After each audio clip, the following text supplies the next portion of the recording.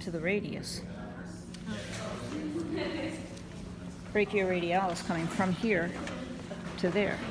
Oh, it's originating here. Okay. Yeah, so right here. Okay. It just looks like it's right here. That's where it originates. Okay.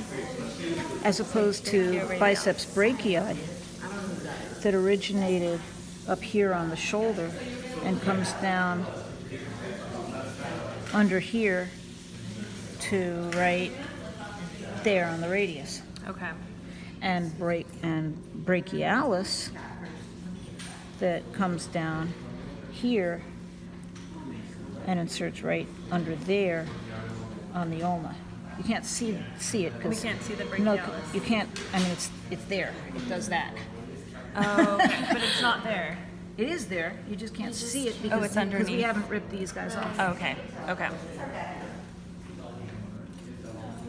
So the biceps brachii, you know, is the wiggly guy because it doesn't even touch the humerus. So if you want to, you can get it to.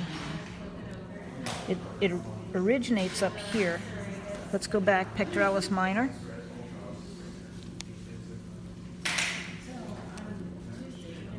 Is on the coracoid process. Right here. Yep. And this other tendon that's also on the coracoid process comes to this muscle here. Okay.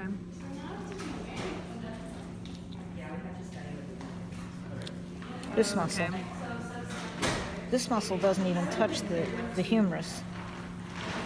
It's Biceps immobile because we aren't cutting, we're being careful of all those tendons that are going around it. But you see, it doesn't touch the humerus at all. I can get under it the whole way. Yeah. But it originates up here, coracoid right next process. right next to pectoralis minor Okay. on the coracoid process. And it inserts, if we could follow it, we'd follow it right down under here and it goes twink onto the radius. Okay. Brachialis, you can't lift up because it originates on the shaft. Oh, okay. But it's fiber, but it goes under here to the ulna. So we have brachialis coming from the shaft to the ulna, biceps brachii going from the shoulder to the radius.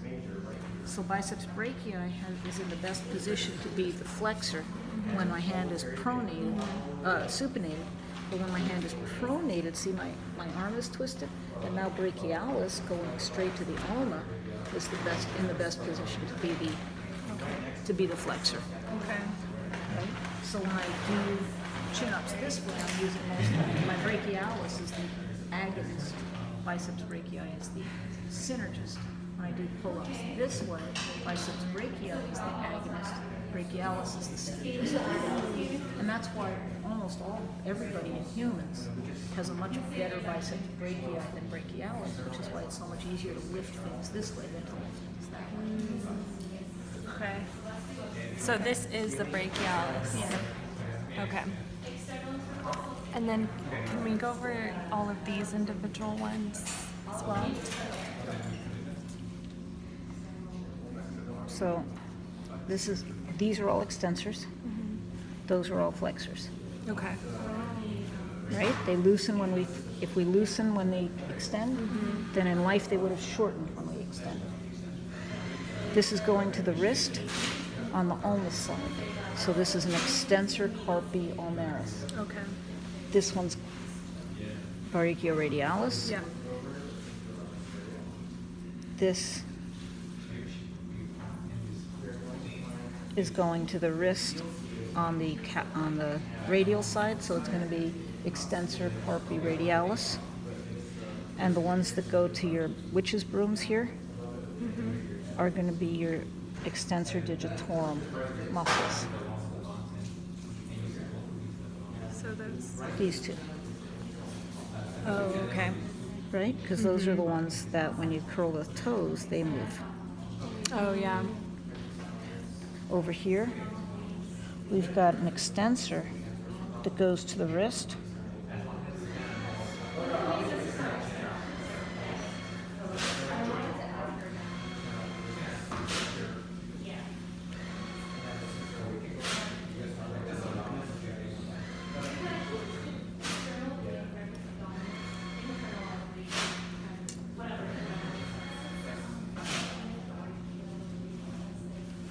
Muscles don't want to come apart.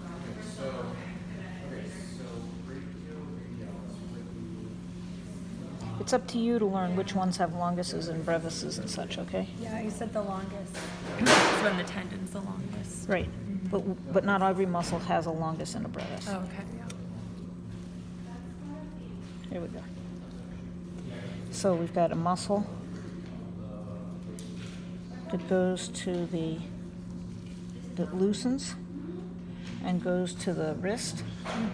So that's a flexor carpi radialis. Same thing on this side. Oh, okay. Flexor carpi ulnaris. Ulnaris. Palmaris longus is the big flat guy. And all the rest of these guys that go to the toes are all, we're just going to call them all flexor digitorum profundus. They each do have names, but we're not going to bother. What about the communis? Did you mention that? That's on the back. You have to figure. okay. So one of these is lateral and one of these It's a communis. is communis. Okay. And then we've got one muscle that here's a whole bunch of loose flexors, tense extensors. When we go like this, these all tighten, these all loosen. But watch this guy. It's pretty loose, but when I go like this, Tightens. it shouldn't, that's because I'm not straight then. If I do it straight, these guys loosen, these guys tighten, this guy doesn't, shouldn't. Oh, it doesn't. There we go. That guy shouldn't. Yeah. That guy stays the same. Yeah. When I do this, that guy stays the same. Tense, loose, loose, tense, same. But when I pronate, he tenses. That's pronator teres. Oh, okay, cool. And then on the back, if you spread them, you see these fibers that are plastered on the bone that are going diagonally? That's the supinator. Oh, okay. Supinates. Supinate, pronate. So it'll, when it goes like this. So it does the opposite of pronator. So pronator does this, and supinator does that. Okay. Because otherwise you'd never, once you pronated, you'd be stuck. Could cats supinate Sure? like this? Seems so awkward. Haven't you seen them go like this? Oh, yeah. My cast does all different. Yeah, they do all sorts of things with their hands. Yeah.